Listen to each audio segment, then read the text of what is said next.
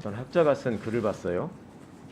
정치를 관심을 갖고 권력을 탐하게 되면 본인의 진정성만이 가장 앞서는 것으로 얘기를 하고,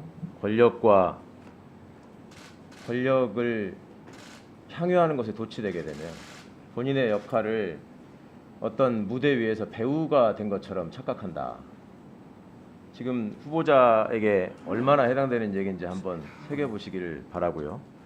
지금 말씀 듣다 보면 우리가 민주주의를 발전시키고 진행해 나가는 과정에서 계속적으로 확인해 왔던 것이 특권과 반칙을 없애자.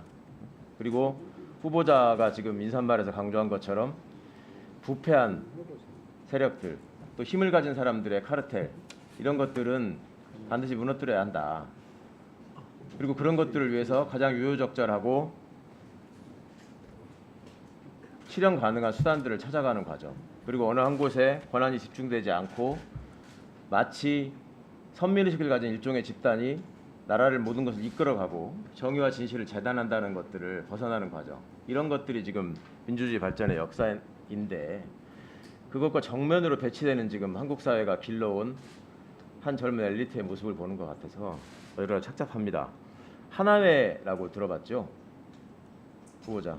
하나회라고 말씀하신 들어보셨죠? 네. 하나회가 저지른 사건 중에 국방의 회식 사건이라고 있었어요. 알고 계십니까? 설명해 주시면 잘 듣겠습니다. 모릅니까? 설명해 주시면 잘 모릅니까? 듣겠습니다. 한번 찾아보세요. 예. 정치군인들이 모여있는 자리에 회식을 하기로 했는데 여당 국회의원들이 늦게 왔다고 폭행을 했던 사건이죠. 예. 당시에 하나회가 가지고 있던 그 생각이나 집단, 그러니까 집단의 위세, 우리가 모든 것들을 이끌어 나가고 나라를 책임지고 있고 우리 때문에 질서가 유지된다라고 하는 생각, 그리고 정치인들은 늘 우리의 발목을 잡고 모든 것을 흐트러뜨리는 부패한 집단이라는 인식, 이런 것들이 과연 후보자와 지금의 일부 검사들 사이에서 얼마나 다른 것인지도 한번 생각했으면 좋겠습니다.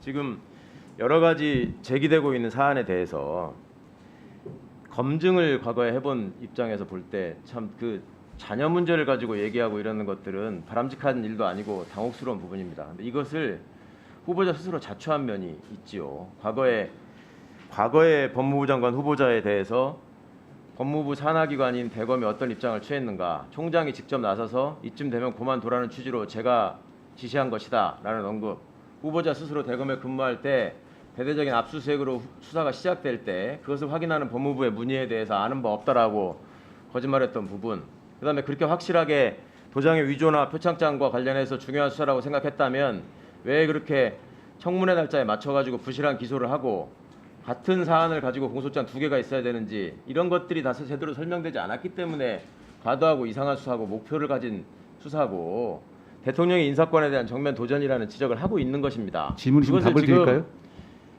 질문하신 건가요? 질문을 하면 대답하세요. 자, 이런 부분에 대해서 전혀 지금 본질을 회피하면서 본인의 입장에서 지금 사실들을 꿰맞추고 있는데, 대표적인 예를 하나 봅시다. 화면 좀 봐주십시오. 자, LA 트리뷴이라는 돈을 주면 실어주는 언론이다. LA의 지금 시민들로부터 각종 제보가 들어오고 있는데 회사의 도움으로 50대 노트북을 복지관에 기증할 수 있었다. 좋은 일입니다. 그러니까 이것을 마치 봉사활동뿐인 것처럼 지금 이화를 하는데, 그러면 봉사활동은 봉사활동이라고 해명하고 끝냈어야 될 일이고, 그 지역에서 어떻게든 아이가 언론에다가 언급이 됐고 그 과정에 대해서 설명하면 될 일인데, 이것을 보도한 매체를 지금 출판물에 의한 허위사실 명예훼손이라고 고소를 했습니다. 다음 확인을 해보니까 지금 그 물품을 지급받았다는 보육원의 경우에 지금 보십시오. 기증자가 한 아무개라고 나옵니다. 지금. 그리고 거기에 해당되는 것은 영리법인이라고 나옵니다. 근데 잘 기억하시는 것처럼 회사는 사회공헌, 지금 후보자 따님의 인터뷰 내용은 사회공헌 부서에다가 연락을 했다. 근데 회사는 사회공헌 부서는 없다. 그리고 회사가 남은 물품을 기증한 것이다 라는 걸로 얘기를 한 거죠. 그러니까 다른 것과 상관없이 지금 법을 모르는 사람이 아니고, 왜 이게 지금 딸의 스펙과 관련해서 이렇게 지금 무슨 방글라데시, 케냐, 난데 들어보지도 못한 무슨 각종 학술 사이트 이런 것들이 그냥 단순히 아카이브의 형식으로 등재하기 위해서 호기심 차원에서 입시와 무관하게 나온 것이냐, 그리고 우연의 일치로 지금 사촌들하고 지금 맞다는 것이냐, 이런 부분에 대해서 지금 명쾌한 해명이 안 되고 있는 거죠. 그런 부분들이 지금 매사에 후보자가 살아온 과정이나 후보자가 가지고 있는 여러 가지 경력이나 이런 것들이 보통 사람들로서는 도저히 생각할 수 없는 그런 과정들을 겪어서 지금 아이에까지 피해를 입히는 상황이 되고 있기 때문에 스카이캐슬이라는 표현이 등장하는 거 아니겠습니까? 이런 부분에 대해서 지금 대통령과 대통령 당선자와 가장 측근에 있어서 지금 후보자의 지명에 있어서 가장 개탄스러운 부분이 뭐냐면, 지금 당선자께서 행정소송의 징계처분 취소 소송을 냈다가 1심에서 패소한 거 알고 계시죠? 네. 그 사건의 원고가 누구고 피고가 누굽니까? 말씀하십시오. 네. 원고가 누구고 피고가 누구예요? 알지 않습니까? 원고 대한민국으로 알고 있습니다. 원고는 윤석열 본인이시고요. 예, 예. 징계 처분의 당사자니까 법무부입니다. 그 정도는 알지 않습니까? 피고는 누굽니까? 법무부입니다. 피고는 법무부 장관입니다. 예. 자, 지금 원고가 당선자가 됐고 그 원고가 피고를 장관으로 지명했습니다.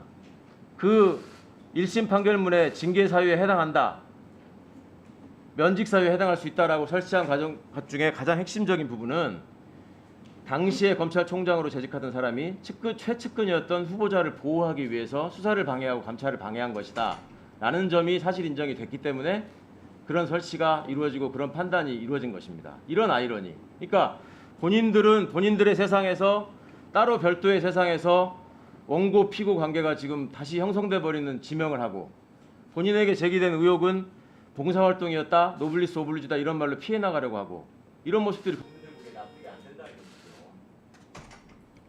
이상입니다. 답변 올려드리겠습니까? 네. 위원님 아까 말씀하신 건 한 땡땡으로 나온 거 있지 않습니까? 그거 한국 3M 같습니다. 한국 3M. 거기 보면 영리법인으로 돼 있지 않습니까? 제가 보니까요.